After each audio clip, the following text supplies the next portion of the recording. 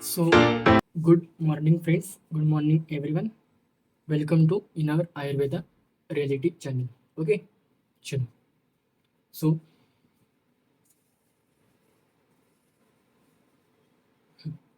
so देखो हमारा हमने पदार्थ विज्ञान में लास्ट में देखा था आध्यात्मिक गुण या आत्मगुण हमने कवर किया था. आज हम इस लेक्चर में कवर करेंगे पराधिगुण. पराधिगुण कितने होते हैं?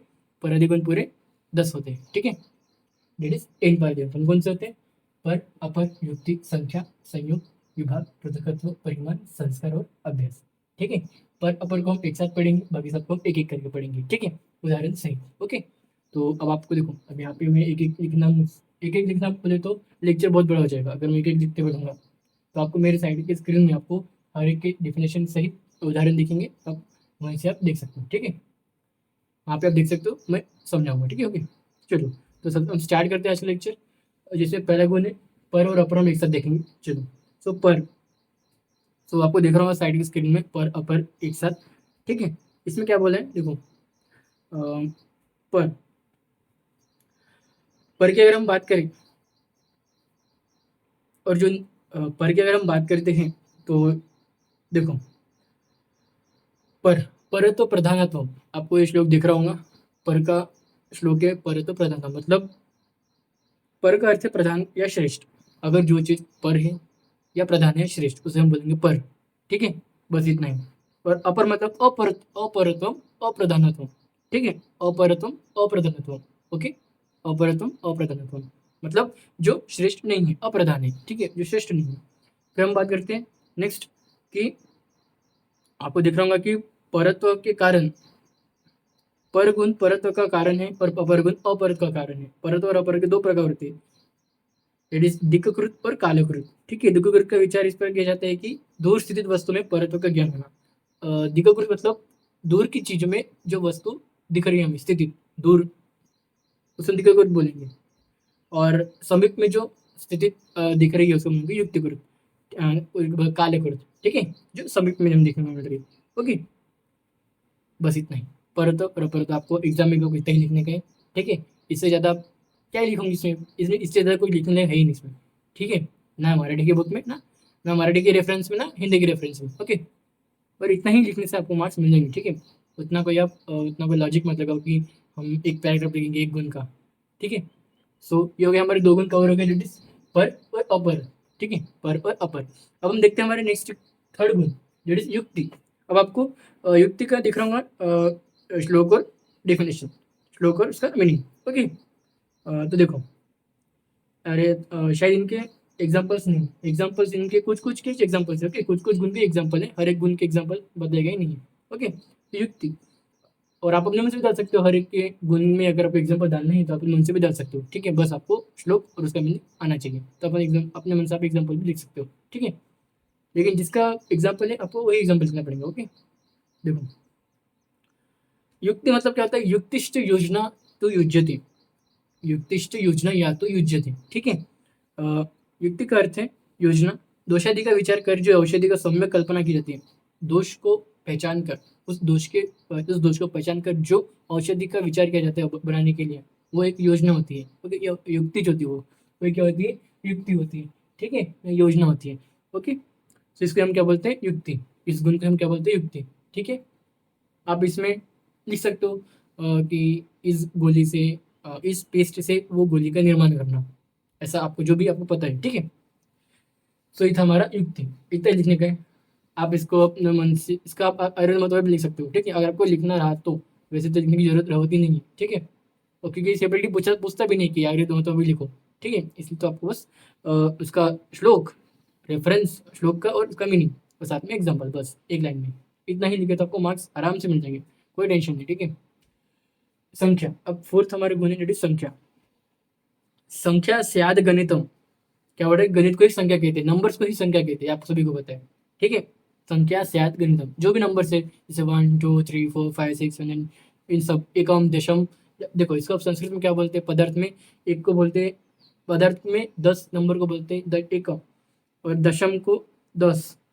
10 is to power 0 Ekam, 10 is to power 1 दशम, 10 is to power 2 यदि शतम, ये सब पदार्थ के अनुसार है, ठीक है, ये संख्या के नाम। तो ये आपको याद रखने, ये आपको बस एक दो याद रखने के उदाहरण लिखने के लिए। फिर नेक्स्ट हम देखते हैं पांचवा हमारा गुण है संयोग।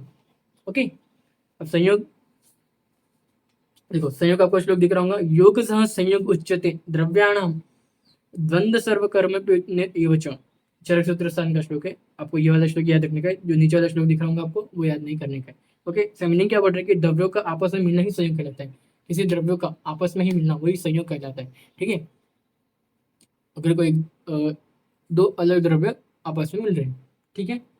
अब इसमें देखो संयोग के भी दो प्रकार बताए, तीन प्रकार बताए, नीचे आपको दिख रहा होगा ट्री डायग्राम निकाल के। डेट इज द्वंद्व कर्म संयोग, सर्वकर्म संयोग, एकच कर्म संयोग, फिर एक कर्म, फिर क्या बोल रहे, अंतरकर्मज, उभय कर्मज, संयोग, संयोगज संयोग। ठीक है, तो देखो सबसे पहले लिखेंगे द्वंद्व कर्म संयोग। द्वंद्व कर्म संयोग में क्या बोल रहा है कि द्वंद्व कर्म संयोग यह वह संयोग है जिसमें दो द्रव्य आपस में मिलते हैं। द्वंद्व कर्म जिसमें दो द्रव्य आपस में मिलते हैं। उदाहरण इसमें बताया गया है कि शुक्र और आवर्तों का बीज वाहिनी में आकार मिलना। और शुक्र और आवर्तों मिलते ही ना, ठीक है। सर्वकर्म संयोग मतलब सर्वकर्म संयोग मीन्स वह संयोग जिसमें दो अधिक द्रव्य आपस में मिलते हैं, जिसमें दो से ज्यादा द्रव्य एक दूसरे का संयोग करते हैं। ठीक है, इसमें उदाहरण हम देखते हैं महाभूतों के संयोग की द्रव्य से निर्मित। अगर महाभूतों का संयोग करेंगे तो एक द्रव्य की निर्मित होगी। ओके, फिर एकच कर्म संयोग में क्या होता है कि संयोग वह जिसमें एक ही क्रियाशील द्रव्य अन्य क्रियाहीन द्रव्य, एक जो द्रव्य जिसका क्रिया चल रही है और एक जो द्रव्य जिसकी क्रिया नहीं चल रही है, इन दोनों का संयोग होना, उसे हम बोलते हैं एकच कर्म संयोग। ठीक है, तो बस इतना ही याद रखो। उभय कर्म संयोग, संयोग ये आपको याद रखने का नहीं, ये वाले टाइप्स आपको याद करना भी नहीं है और याद रखने का भी नहीं है। ठीक है, आपको बस ये वाले टाइप से लिखने के जो मैंने बताया, द्वंद्व कर्मज, सर्वकर्मज और एकच कर्मज। ठीक है, आपको ये लिखना पड़ेगा उदाहरण के सहित संयोग के गुण में। ठीक है, तो इसे हम बोलते हैं संयोग गुण। संयोग मतलब क्या, मिलना, एक दूसरे से मिलना। ठीक है, एक दूसरे से मिलना। फिर हम बात करते हैं छठवा हमारा जो है विभाग। छठवा गुण है हमारा इसमें विभाग। और देखो विभाग आपको दिख रहा होगा, विभागस्तु विभक्ति स्यादि योगो भागस्य ग्रह। आपको पहले वाला याद करने का, दूसरा वाला याद करने का, इतना बड़ा आपको याद भी नहीं होगा। ओके, देखो इसमें क्या बोल रहा है कि वस्तु को अलग अलग करना ही विभाग कहलाता है। अब विभाग से आपको समझ गया होगा कि क्या बोल रहा हूँ, क्या बोलना चाहता है कि अलग अलग वस्तु को ही करना होता है, विभाग कहलाता है। ठीक है, वस्तु को एक एक करके विभाग करना विभाग कहलाता है। संयोग के विरोधी गुण को विभाग कहते हैं। फिर विभाग के भी तीन प्रकार बताए हैं, दैट इज द्वंद्व कर्मज, सर्वकर्मज और एकच कर्मज। ठीक है, द्वंद्व कर्मज, सर्वकर्मज और एकच कर्मज। ठीक है, एक कर्मज और द्वंद्व कर्म मतलब जैसे आप मैंने बताया इसमें संयोग में सेम उसी तरह विभाग में लगेंगे। इसमें एक जहाँ पे एक द्रव्य का एक द्रव्य का विभाग होगा वो एक द्वंद्व कर्मज। ठीक है, मतलब जहाँ दो द्रव्य का विभाग होंगे एक दूसरे से, द्वंद्व कर्मज, जिसका उदाहरण बताया दो भीड़ों आपस में अलग होना, दो भीड़ों का आपस में अलग होना। सर्वकर्म मतलब जहाँ पे दो से भी अधिक द्रव्यों का विभाग होगा। इसमें उदाहरण मैंने क्या बताया कि द्रव्यों का नाश होने पर भी महाभूतों का अलग हो जाता है। जैसे द्रव्य नाश हो जाते हैं वैसे उन द्रव्यों में जो सीधे महाभूत है वो अलग अलग होना चले जाते हैं। ठीक है, फिर तीसरा क्या है, एकच कर्म। सेम एकच कर्म में क्या बोलूंगा मैं कि जिसमें एक क्रियाशील द्रव्य अन्य क्रियाहीन द्रव्यों से अलग हो रहा है। सेम जैसे मैंने संयोग में बोला था। इसमें उदाहरण क्या बोलेंगे, स्थिर वृक्ष से कौवा का उड़ जाना। और एक स्थिर वृक्ष है जो क्रियाहीन है, जिसकी कोई क्रिया ही नहीं है, और जो कौवा है जिसका क्रिया है, वो बैठा था, पहले तो बैठा था, बाद में वो उड़ के चले गया उस पेड़ से। ठीक है, सो ये था हमारा दैट इज विभाग। ओके, हमने पर, अपर, युक्ति, संख्या, संयोग, विभाग कवर कर चुके। अब हम देखेंगे हम पृथकत्व। ठीक है, पृथकत्व आपको दिख रहा होगा साइड में मेरी स्क्रीन में। पृथकत्व, पृथकत्व स्याद संयोग वैलक्षण्यम अनेकता। बस यह श्लोक आपको याद करने की और बनता भी नहीं। ठीक है, नीचे नहीं, वैतरिक्त विशेषता दर्शाने वाले गुण को पृथकत्व कहते हैं, जो एक विशेषता दर्शाते हैं। ठीक है, उसको हम पृथकत्व बोलते हैं। एक विशेष गुण दर्शाने वाले गुण को ही हम पृथकत्व बोलते हैं। जैसे कि पृथकत्व के यहाँ पे तीन प्रकार बताए, असंयोग, वैलक्षण्य और अनेकता। ठीक है, असंयोग मतलब क्या होता है कि जिन दो वस्तु का कभी संयोग ही ना हुआ हो, कभी दो ऐसे दो वस्तु जिनका कभी संयोग ही ना हुआ, जो कभी आपस मिले ना हो। ठीक है, जैसे उदाहरण मेरू पर्वत और हिमालय पर्वत का पृथकत्व। ठीक है, मेरू पर्वत और हिमालय पर्वत की आपस में मिले नहीं है।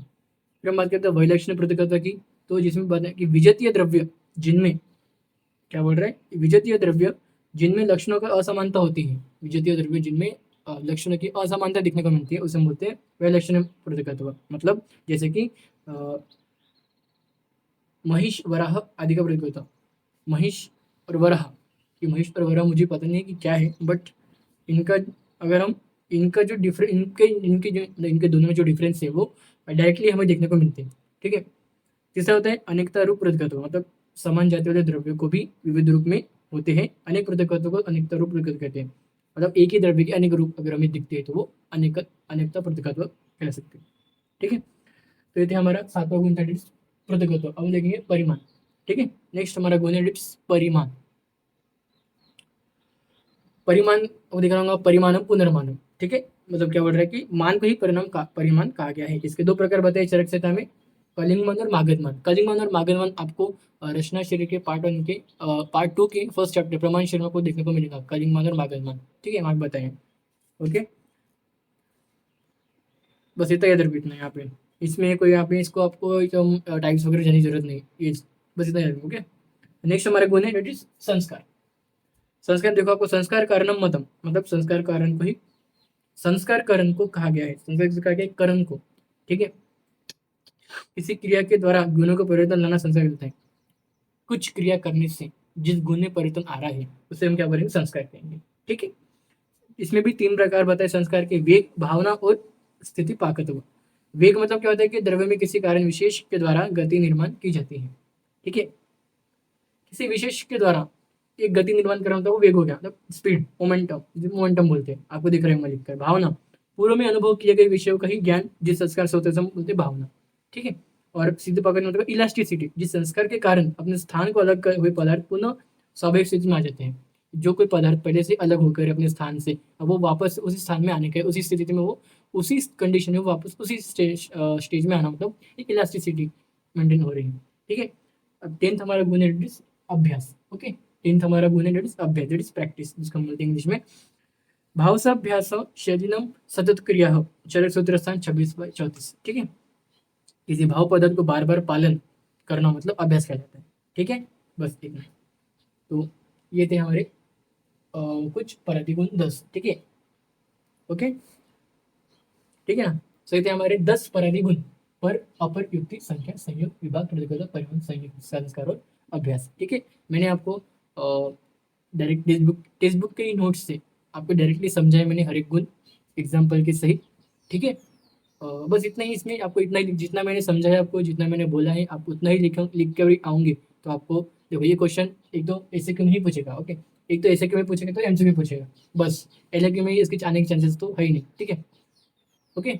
सो ये आपको सिर्फ ऐसे क्यों में ही पूछेगा, तो ऐसे क्यों के हिसाब से मैंने जितना आपको बोला लिखने को आप उतना भी लिख लेते हो, आपको आराम से 5 पे के 3.5 या 4 मार्क तो आराम से मिल जाएंगे। ओके, क्योंकि आउट ऑफ द कोई किसी को मिलते नहीं है।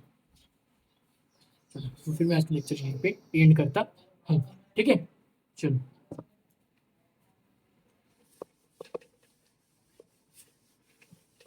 लेक्चर को एंड करने से पहले बता दो 2-3 चीजें। सबसे पहले आपको पता है कि हमारा यूट्यूब चैनल शुरू है आयुर्वेदा रियलिटी करके। दूसरा हमारा शुरू है और इंस्टा का ऑफिशियल पेज, वो भी आयुर्वेदा रियलिटी करके। ओके। तीसरा हमारा शुरू है व्हाट्सएप का ऑफिशियल ग्रुप, जिसका नाम है BMS first year notes and lectures. Okay. और चौथा हमारा शुरू है टेलीग्राम का चैनल, जिसका भी नाम सेम है। ठीक है, BMS first year notes and lectures. तो यूट्यूब में डेली लेक्चर्स, तो अभी तो फिलहाल मैं यूट्यूब में वीकली लेक्चर्स डालता हूँ। ठीक है।